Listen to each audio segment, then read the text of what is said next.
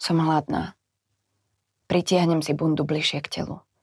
Nedá sa zapnúť a rukávy sú mi krátke, ale mama hovorí, že na inú nemáme.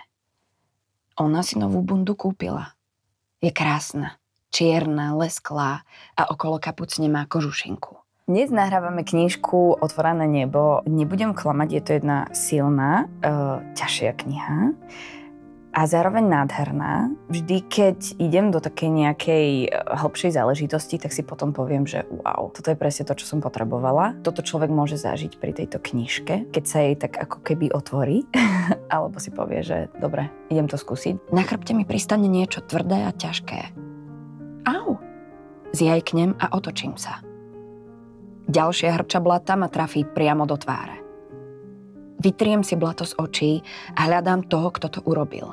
Viete, čo je sranda, že ja som vlastne prvýkrát na audioknihu robil casting, kde sme si vyskúšali, že či vlastne s Domčou budeme pasovať dohromady, či to dáme, alebo či to dám ja, pretože toto je zatiaľ najväčšia výzva audioknižná, ktorú som zažil. Nevedela o mojej minulosti. Nevedela, že hovorí o mojej rodine. A ja som jej to nepovedal. Hoci som sa musel ovládať, aby som niečo nerozbil. Keď použila výraz znásilnenie. Je to taký kolotoč emócií, ktorý sa vám odohrá v tejto knižke. Veľmi vás tak udržuje podľa mňa v pozornosti. Je veľmi napínavá a je to jedna z tých knížiek, ktoré proste nechcete pustiť z rúk. Pri nohe mi leží kameň. Zohnem sa poň a hodím ho do chlapca, ktorý sa najviac smeje. Trafím ho presne tam, kam som chcela. Do čela. Aj učiteľka je zlá. Kričí na mňa, hovorí, že som hlúpa. Som hladná, unavená, smutná a je mi zima. Ale nie som hlúpa. Barborka rozpráva svoj monológ, jej výpoveď o tom, čo prežíva. Je to vnútorný monológ, čo je oveľa obťažnejšie, pretože musíte herecky obsiahnuť celý ten text.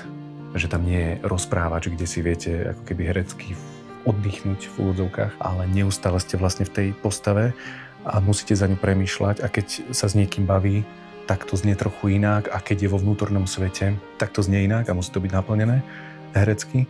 Čo si to povedal? Nič, zakokce. Nič, prisahám. Ešte jedno neúctivé slovo na Baškinu adresu a tú sprostú papulu ti rozbijem. Odkáž to aj svojim kamarátom.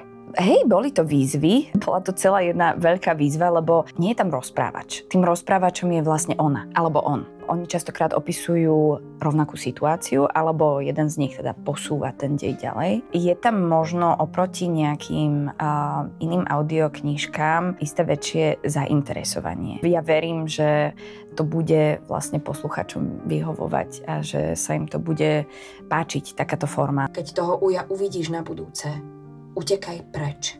Krič o pomoc. Požiadaj iného dospelého, aby ťa od neho vzal. Urob čokoľvek, len sa s ním nerozprávaj, rozumieš? Zároveň prejde viacej času v rámci príbehu, takže tá postava sa mení, dozrieva aj na základe veku, aj na základe toho, čo sa deje v príbehu. Keď som sa pripravoval na túto knihu, tak veľakrát tiekli slzy, lebo ten príbeh je veľmi silný a ťažký. Ale napriek všetkému som sa nevedel odtrhnúť od čítania, lebo je to veľmi dobre napísané a je to také drásavé. Rozbíjal som veci, keď som si predstavil, ako sa jej dotýka ten starý dedo. Ako si berie to, čo malo byť moje a nikdy nebolo. Bol som mladý, naivný a zamilovaný. Idiot. A ja som veľmi šťastná, že som sa mohla podujať na toto načítanie tejto audioknižky.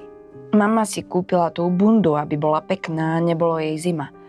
Povedala, že bez bundy nám nenájde druhého tatina. A bez tatina nie sú peniaze. Vraj je to nejaký čarovný kruh. Keď už nevládzem s dýchom, zastanem a opatrne otvorím dlaň. Mám tam 2 malé podlhovasté vrecúška. Cukor.